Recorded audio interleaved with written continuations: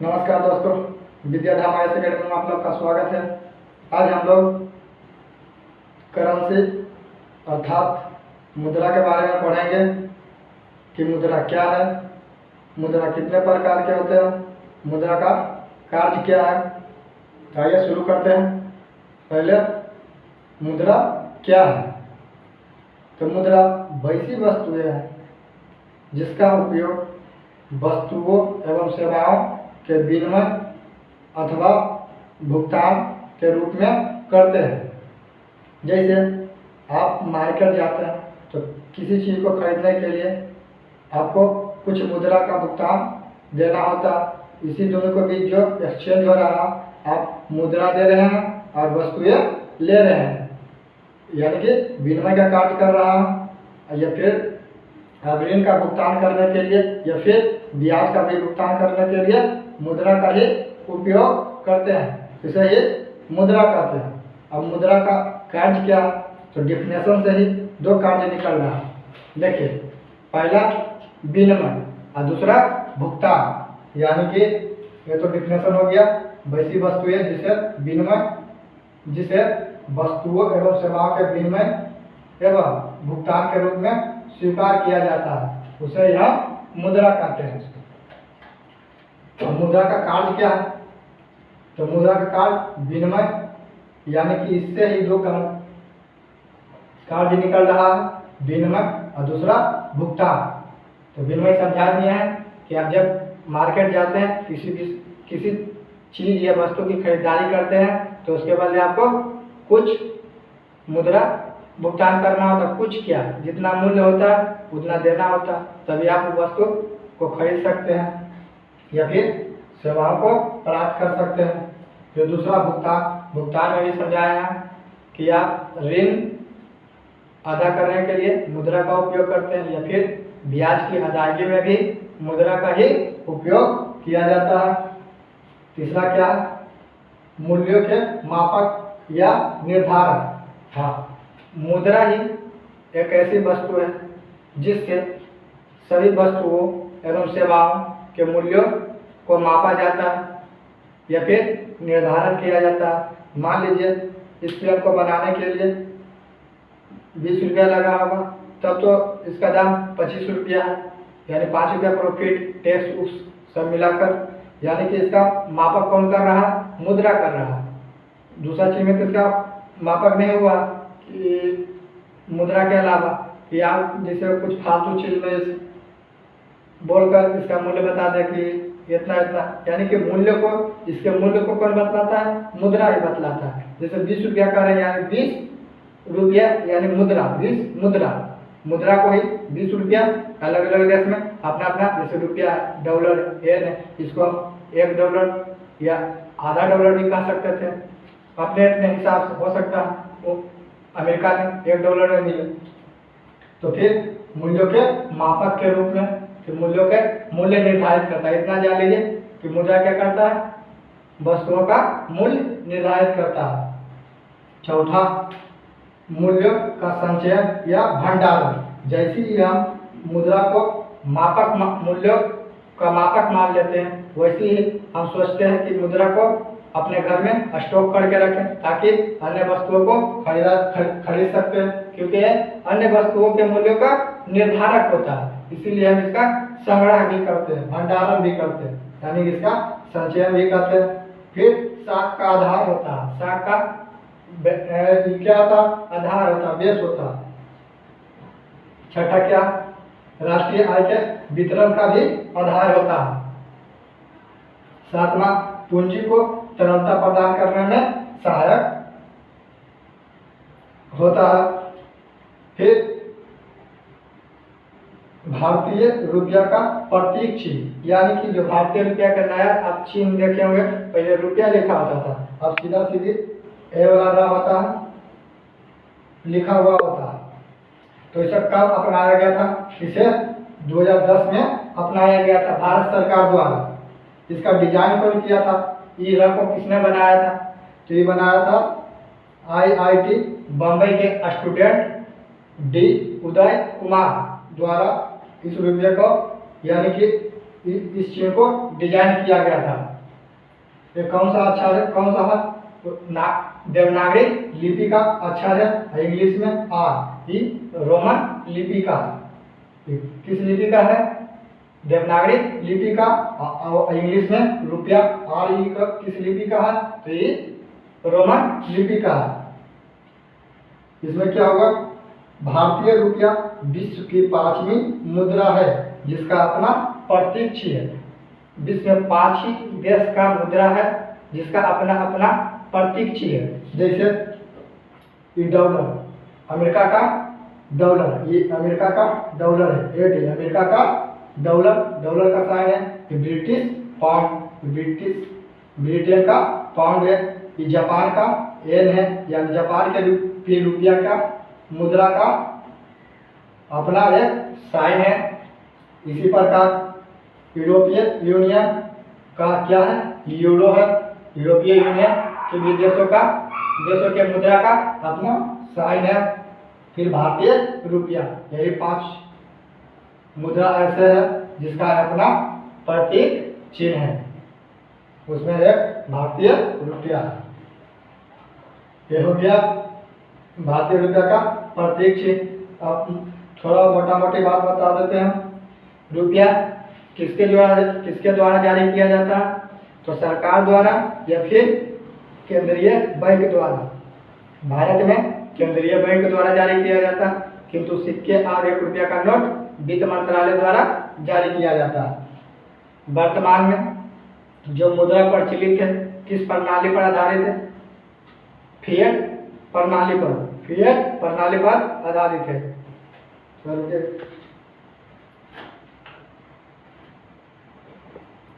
Fiat प्रणाली पर आधारित है। अब मुद्रा का प्रकार पढ़ेंगे, टाइप ऑफ करेंसी, इसको पढ़ेंगे। तो मुद्रा 2 प्रकार का होता है, एक रियल करेंसी और दूसरा एक्सेप्टेबल करेंसी, यानी वास्तविक मुद्रा और स्वीकार्य मुद्रा। तो वास्तविक मुद्रा किसे कहते हैं? वास्तविक या दैनिक जीवन में जो मुद्रा प्रचलित होती है उसे यह वास्तविक मुद्रा कहते हैं। जैसे सिक्के और कागजी नोट, जो कागज का नोट बना होता है उसे क्या कहेंगे? वास्तविक मुद्रा। और दूसरा क्या था? स्वीकार्य मुद्रा। स्वीकार्य मुद्रा किसे कहेंगे? जिसे देश के जनता द्वारा व्यापक रूप से स्वीकार किया गया है। जैसे बैंकिंग मुद्रा, बैंकिंग मुद्रा में क्या आएगा? चेक, ड्राफ्ट, ये क्या करता है?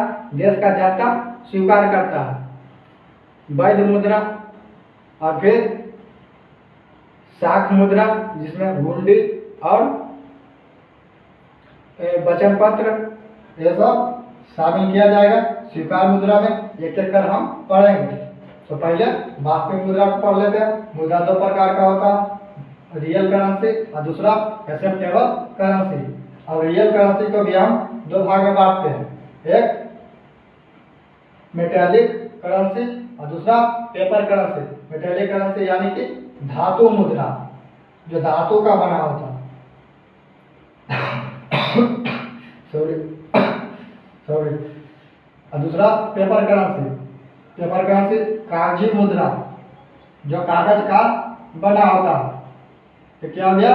कागजी मुद्रा। ये दोनों मुद्रा के कौन सा मुद्रा? वास्तविक मुद्रा। तो मेटेलिक करेंसी में निम्न प्रकार के मुद्रा आते हैं, जैसे स्टैंडर्ड करेंसी यानी कि मानक मुद्रा। मानक मुद्रा, मेटेलिक करेंसी आप समझ गए। मेटेलिक करेंसी वैसी मुद्रा जो विशेष धातु का बना हो उसे मेटेलिक करेंसी या धातु मुद्रा कहते हैं। और धातु मुद्रा में कौन कौन मुद्रा शामिल होता है? जैसे में स्टैंडर्ड करेंसी यानी कि मानक मुद्रा, दूसरा सिंबॉलिक करेंसी यानी कि सांकेतिक मुद्रा या प्रतीक मुद्रा, तीसरा हेल्पिंग करेंसी यानी कि सहायक मुद्रा, चौथा ऑर्डर करेंसी यानी कि आदेश मुद्रा। ये सब क्या है? मेटेलिक करेंसी है।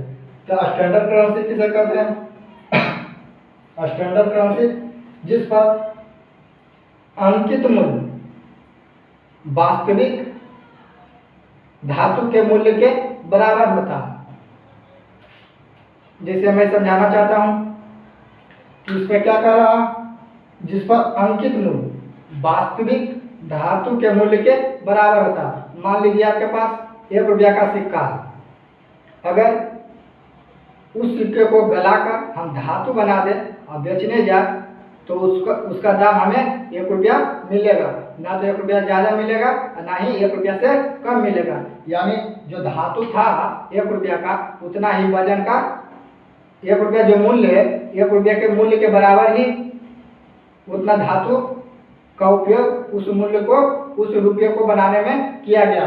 यानी 1 रुपया, जैसे उदाहरण के लिए समझा रहे हैं, 1 रुपया का सिक्का वर्तमान मान लीजिए, उसे हम पिघला दें और पिघला कर बेचने जाए तो 1 ही रुपया हमको दिया जाएगा। अर्थात क्या समझ रहे हैं कि जो 1 रुपया का सिक्का बना हुआ था उसका धातु उतना ही ग्राम था जितना 1 रुपया में दिया जाता है। समझ गए? स्टैंडर्ड मुद्रा किसे कहेंगे? जिस पर अंकित मूल्य धातु के मूल्य के बराबर होता है। इसे किसी भी रूप में काहे न हम दूसरे को दे 1 ही रुपया देगा, चाहे तोड़ के दे, फोड़ के दे, गला के दे, मचोड़ के दे, मचार के दे, कैसू करके दे, 1 ही रुपया उसका दाम होगा। चाहे हम उसको मुद्रा के रूप में उपयोग करें या फिर उसे धातु के रूप में बेच दे, 1 ही रुपया हमको प्राप्त होगा। ना तो 1 रुपया से ज्यादा, ना तो 1 रुपया से कम। समझ गए? स्टैंडर्ड मुद्रा क्या होता है? यानी किसी भी रूप में परिवर्तित इसको हम करके उतना रुपया कमा सकते हैं उस मुद्रा से जितना उस पर अंकित है। जैसे कह लिए इस प्रकार क्या हो गया, ये पूर्ण मूल्य मुद्रा हो गया। ये क्या हो गया? पूर्ण मूल्य मुद्रा। जैसे हम इसे तोड़ के अन्य रूप में भी 1 रुपया प्राप्त कर सकते हैं। उसे हम जैसे इसको तोड़ फोड़ कर भी हम प्राप्त कर सकते हैं। इसी कारण से हम पूर्ण मूल्य मुद्रा कहते हैं। किसी भी रूप में वो उतना ही मूल्य प्राप्त कर सकते हैं। जैसे 1835 से 53 तक भारत में 1 रुपया का जो सिक्का प्रचलित था वह सिक्का कौन सा था? मानक मुद्रा था। उस समय हम जो सिक्का 1 रुपया था उसको तोड़ फोड़ कर हम किसी प्रकार बेचे या मुद्रा के रूप में उपयोग करें, 1 रुपया देता। और दूसरा ये सिंबॉलिक करेंसी यानी सांकेतिक करेंसी। इससे क्या होता है? अधिक होता है। यानी कि जो मुद्रा पर मूल्य अंकित होता है वह क्या होता है? धातु के मूल्य से अधिक होता है। यानी कि अगर उसको हम तोड़ दें, मचोड़ दें तो उसके बाद बेचने जाए तो उसे हमको 1 रुपया प्राप्त नहीं होगा। यानी कि क्या समझ रहे हैं कि जो 1 रुपया का सिक्का बनाया गया है उससे कम धातु का उपयोग किया गया। 1 रुपया में जो जितना हमको धातु मिलना चाहिए उतना धातु 1 रुपया के सिक्का में नहीं है। समझ रहे हैं? यानी उस पर जो मुद्रा पर जो मूल्य अंकित है उसे अगर तोड़ फोड़ कर बेचने जाए तो उतना रुपया हमको प्राप्त नहीं होगा। जैसे उदाहरण के लिए आप मान सकते हैं 5 रुपया का सिक्का, 5 रुपया का सिक्का नहीं हो रहता। अगर उसे हम तोड़ दे, फोड़ दे, गला कर धातु बना दे और फिर बेचने जाए तो 5 रुपया दिया जाएगा? नहीं दिया जाएगा। 5 रुपया के बराबर उतना ग्राम धातु होगा ही नहीं जितना उस पर लिखा गया। 5 रुपया का होना चाहिए। जैसे 5 रुपया का मान लीजिए कि 25 ग्राम या 30 ग्राम होना चाहिए धातु, तभी तो आपको 5 रुपया दिया जाएगा। लेकिन 25-30 ग्राम रहता नहीं रहता। यानी उस पर जो संकेत होता है, अंकित होता है, उतना रुपया हमको यानी मुद्रा के रूप में हमको मिलता है। इसलिए इसे हम ना तो तोड़ सकते ना ही फोड़ सकते। अगर तोड़े फोड़ेंगे तो हमारा ही घाटा है। इस प्रकार क्या हो गया? प्रतिनिधि मुद्रा प्रतिनिधि करता है। यानी कि सब्स्टिट्यूट करेंसी प्रतिनिधि मुद्रा। उदाहरण के लिए वर्तमान में भारत में 1 रुपया का जो मुद्रा है वो क्या है? सिंबॉलिक करेंसी है। 5 रुपया का भी सिक्का सिंबॉलिक करेंसी होगा। फिर तीसरा क्या?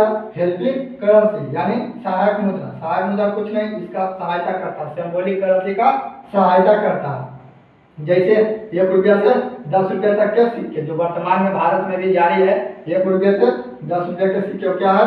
हेल्पिंग मुद्रा। किसको मदद करता है? सिंबॉलिक करेंसी को मदद करता है। और चौथा क्या है? Order currency. ऑर्डर करेंसी क्या होता है?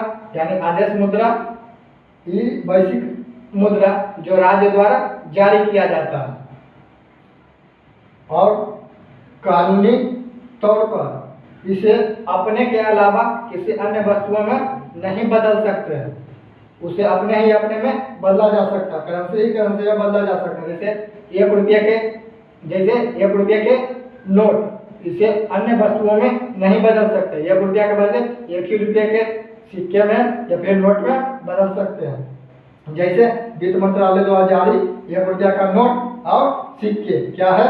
ऑर्डर मुद्रा। ऑर्डर मुद्रा क्या है? ऑर्डर करेंसी क्या है? वैश्विक मुद्रा जो राज्य द्वारा जारी किया जाता है। दूसरा बात इसमें क्या है कि कानूनी तौर पर अपने के अलावा अन्य वस्तुओं में बदला नहीं जा सकता है। फिर तीसरा क्या है? उदाहरण के लिए वित्त मंत्रालय द्वारा जारी 1 रुपये के नोट और सिक्के। अब आइए पेपर मुद्रा। ये भी हम वास्तविक मुद्रा ही पढ़ रहे हैं। पेपर मुद्रा में, पेपर करेंसी में सब्स्टिट्यूट करेंसी यानी प्रतिनिधि मुद्रा, कन्वर्टेबल करेंसी परिवर्तनीय मुद्रा, और फिर तीसरा कांस्टेंट करेंसी।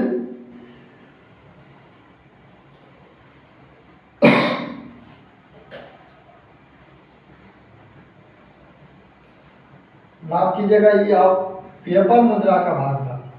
ऑर्डर करेंसी क्या है? पेपर मुद्रा का भाग है। ये 3 ही प्रकार का होता है: स्टैंडर्ड करेंसी, सिंबॉलिक करेंसी और helping currency. Order currency paper currency का भाग है, पेपर करेंसी के अंतर्गत शामिल करते हैं। सबसे पेपर करेंसी क्या क्या है? सब्स्टिट्यूट करेंसी, कन्वर्टेबल करेंसी और तीसरा कांस्टेंट या नॉन कन्वर्टेबल करेंसी यानी अपरिवर्तनीय मुद्रा। तो चौथा क्या? ऑर्डर करेंसी, आदेश मुद्रा। ये 4 है, ये 4 है, इसमें है। तो आइए शुरू करते हैं एक-एक। सब्स्टिट्यूट करेंसी क्या हो गया? मानक सिक्के अथवा बुलियन का 100% समर्थन प्राप्त होता है, यानी कि वैश्विक मुद्रा जिसे भारतीय सरकार के कोष में भंडारित स्वर्ण सिक्के अथवा बुलियन का 100% समर्थन प्राप्त होता है। इस प्रकार ये क्या हो गया? पूर्ण मूल मुद्रा, यानी इसे किसी भी सिक्के या बुलियन में परिवर्तित कर सकते हैं, गोल्ड, सिल्वर में परिवर्तित कर सकते हैं। इसी प्रकार क्या हो गया? पूर्ण मूल मुद्रा। और दूसरा क्या? परिवर्तनीय मुद्रा। इसे 100% समर्थन प्राप्त नहीं होता है। किसका नहीं होता है? मानक सिक्के और बुलियन का 100% समर्थन प्राप्त नहीं होता है, यानी कि पूरा बदला भी नहीं जा सकता। बदला जाता है एक शर्त पर, जब धारक करता इसे मांग पर सिक्के अथवा बुलियन में परिवर्तित कर सकता। मांग के आधार पर इसे हम सिक्के अथवा बुलियन में परिवर्तित कर सकते हैं, किंतु इसे दोनों में अंतर क्या? इसे प्रतिनिधि मुद्रा और परिवर्तन मुद्रा में अंतर क्या है? प्रतिनिधि मुद्रा को मानक सिक्के अथवा बुलियन का 100% समर्थन प्राप्त होता है, इसलिए इसे मानक सिक्के अथवा बुलियन में परिवर्तित कर सकते हैं। कन्वर्टेबल करेंसी क्या है? इसे मानक सिक्के अथवा बुलियन का 100% समर्थन प्राप्त नहीं होता, परंतु इसे धारककर्ता मांग के आधार पर सिक्के अथवा मानक सिक्के अथवा बुलियन में परिवर्तित कर सकता है, कन्वर्टेबल। और तीसरा क्या है? कांस्टेंट, यानी कि अपरिवर्तन, इसे कोई समर्थन नहीं प्राप्त है, ना ही ये परिवर्तित हो सकता, दूसरे मुद्रा में ये परिवर्तित भी नहीं हो सकता, किसी चीज में ये परिवर्तित नहीं हो सकता। तीसरा क्या है? कांस्टेंट, यानी कि अपरिवर्तनीय मुद्रा। इसे मानक सिक्के अथवा बुलियन का कोई समर्थन प्राप्त नहीं है, इसे किसी भी रूप में नहीं बदला जा सकता है, यानी कि मानक सिक्के एवं बुलियन में इसे नहीं बदल सकते हैं। सभी देश के सेंट्रल बैंक द्वारा जो कागजी मुद्रा जारी किया जाता है वो क्या होता है? अपरिवर्तनीय मुद्रा होता है। जैसे भारत में जो भी कागजी मुद्रा है वो क्या है? अपरिवर्तनीय मुद्रा। इसका उदाहरण क्या हो गया? सभी देश के केंद्रीय बैंक द्वारा जो मुद्रा जारी किया जाता है वह अपरिवर्तनीय मुद्रा होता है। ये तो पढ़ा दिया ऑर्डर करेंसी, फिर द्वारा जारी किया जाता है। ये हो गया आपका वास्तविक। और फिर आइए एक्सेप्टेबल करेंसी। तो एक्सेप्टेबल करेंसी बताएं यानी कि देश के जनता द्वारा जो व्यापक रूप से स्वीकार किया जाता है उसे एक्सेप्टेबल करेंसी कहते हैं। जैसे वायलेंट करेंसी या दूसरा वायलेंटरी करेंसी, यानी वैध मुद्रा और ऐच्छिक मुद्रा। तो वैध मुद्रा किसे कहेंगे? यह सरकार और जनता दोनों भुगतान तथा ऋण चुकाने के माध्यम के रूप में स्वीकार करते हैं। यानी देश के सरकार और जनता दोनों भुगतान एवं ऋण को चुकाने या ब्याज को चुकाने के रूप में स्वीकार करते हैं। इसे सरकार द्वारा प्रत्याभूति प्राप्त है, यानी कि गारंटी है। ग्रांटेड किसके द्वारा है? सरकार द्वारा, वैध मुद्रा। इसे दो मुद्रा आता है, लिमिटेड वायलेंट करेंसी यानी कि सीमित वैध मुद्रा। इसे क्या है? इसमें क्या है? इसे कानूनी रूप से एक निश्चित सीमा तक भुगतान कर सकते हैं। जो लिमिटेड वायलेंट करेंसी में जो भी करेंसी शामिल है उसको हम एक निश्चित सीमा तक ही भुगतान कर सकते हैं। उस सीमा से अधिक हम किसी को भुगतान नहीं कर सकते। जैसे 1 रुपये से 25 पैसे तक के सिक्के से हम 25 रुपया तक ही भुगतान कर सकते हैं।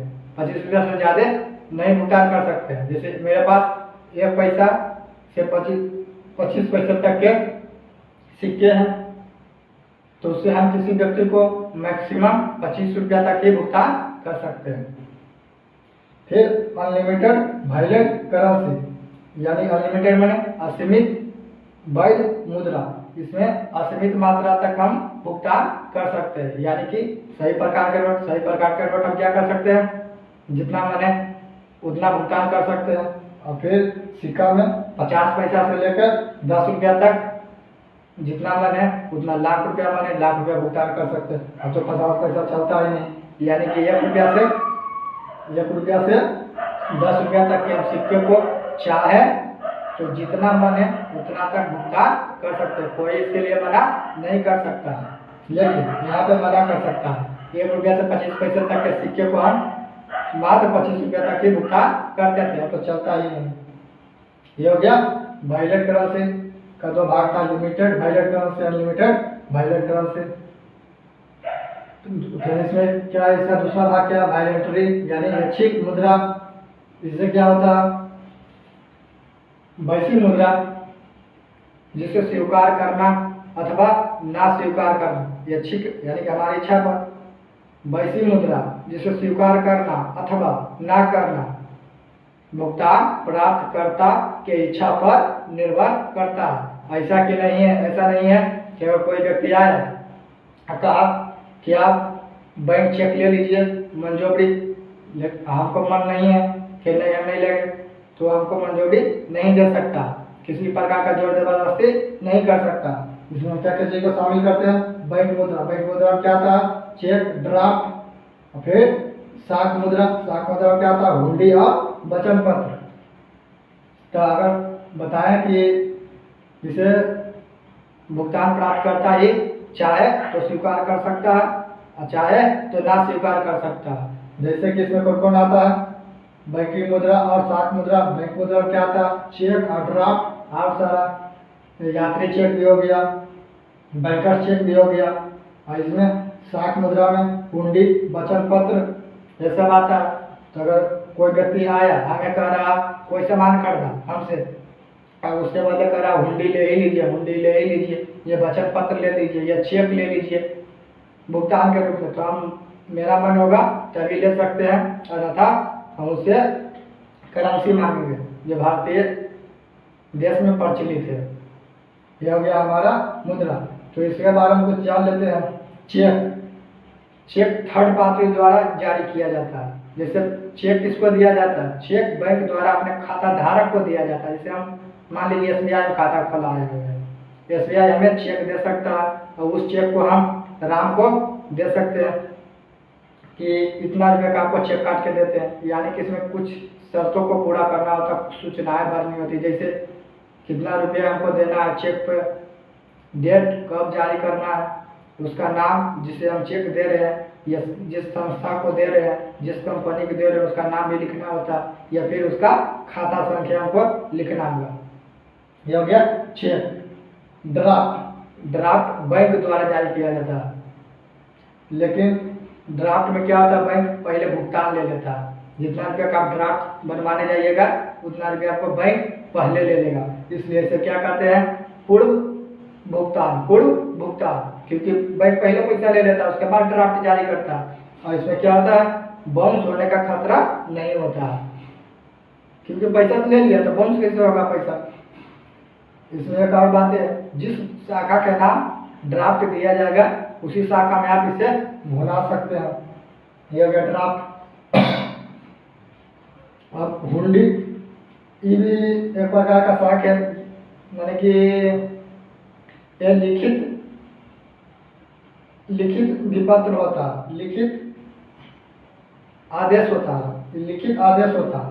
और वचन पत्र क्या होता है, लिखित विलेख होता है। वचन पत्र लिखित विलेख होता है, और हुंडी लिखित रिटर्न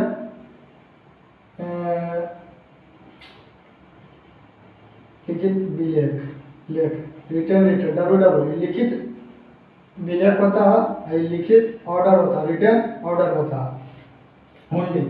हुंडी क्या होता है, लिखित यानी रिटर्न ऑर्डर होता है, रिटर्न विलेख होता है।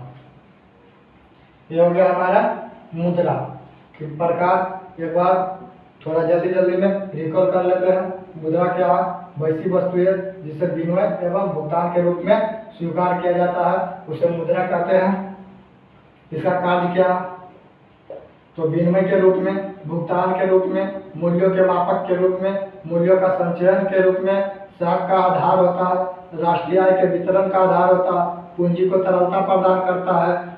फिर भारतीय रुपया का प्रतीक चिन्ह कब स्वीकार किया गया था, तो 2010 में इसे भारत सरकार द्वारा स्वीकार किया गया था। कैसा प्रतीक चिन्ह है, इस प्रकार है।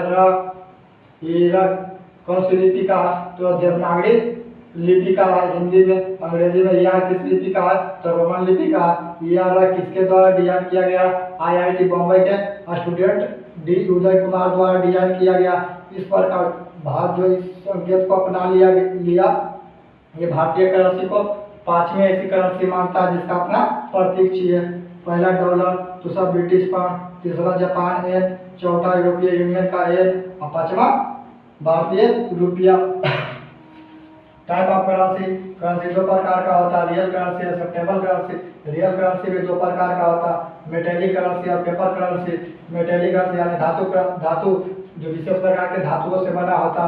पेपर करेंसी जो विशेष प्रकार के कागजों से बना एक वचन पत्र होता है, जिसमें जारीकर्ता प्राप्तकर्ता को जितने रुपये जितना मूल्य अंकित होता है उसे देने का वचन करता है। मेटेलिक करेंसी में कौन कौन मुद्रा आता है, तो स्टैंडर्ड करेंसी यानी मानक मुद्रा, जिस पर अंकित मूल्य धातु के मूल्य के बराबर होता है। इस प्रकार पूर्ण मूल्य मुद्रा हो गया। एग्जाम्पल के लिए 1835 से 93 तक 1 रुपया का सिक्का प्रचलित था, वह स्टैंडर्ड करेंसी था। फिर दूसरा सिंबॉलिक करेंसी, सांकेतिक मुद्रा, इस पर जो मूल्य अंकित होता है वह धातु के मूल्य से अधिक होता है। इस प्रकार यह प्रतिनिधि मुद्रा हो गया, जिससे वर्तमान में भारत में 1 रुपये के सिक्के, 1 रुपये के सिक्के, 5 रुपये के सिक्के, 2 रुपये के सिक्के। तीसरा हेल्पिंग करेंसी, यह क्या करता है, सांकेतिक मुद्रा को सहायता प्रदान करता है। एग्जाम्पल के लिए 1 रुपये से 10 रुपये तक के सिक्के क्या है, हेल्पिंग करेंसी है। चौथा इसका पेपर करेंसी का। पेपर करेंसी क्या है, सब्स्टिट्यूट करेंसी यानी प्रतिनिधि मुद्रा। इसमें क्या होता है,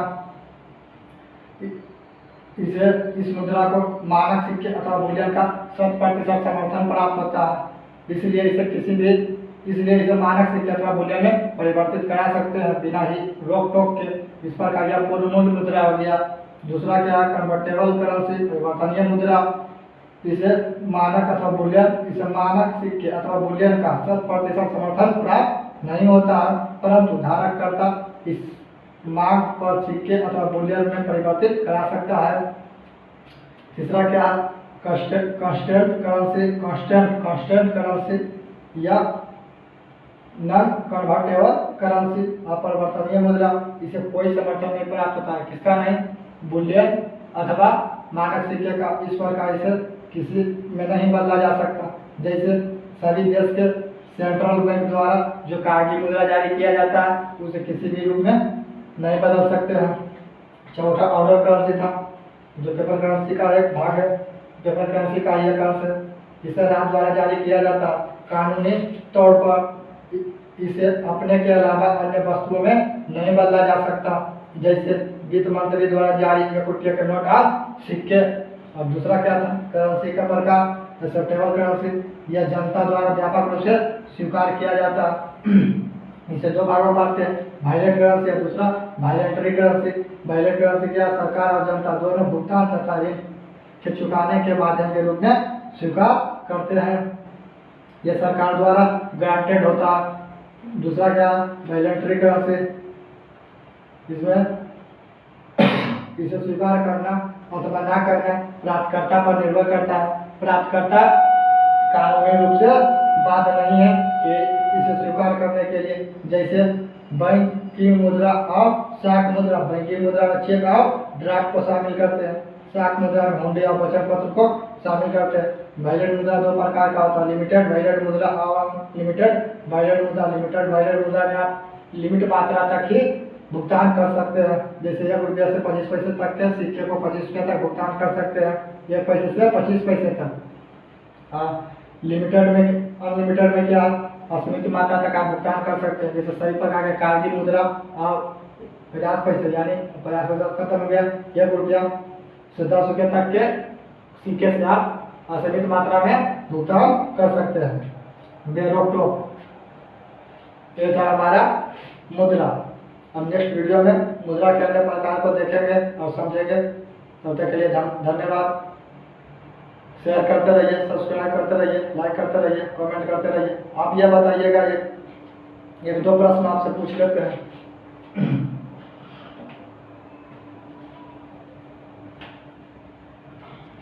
कहाँ सबमिट आ गया, यहाँ देखना। मुद्रा का जन्मदाता किसे माना जाता है? पहला, क्या कारण था कि प्राचीन काल में वस्तु विनिमय प्रणाली प्रचलित था? इन दोनों क्वेश्चन का कमेंट के जरिए आंसर दे सकते हैं। तब तक के लिए धन्यवाद।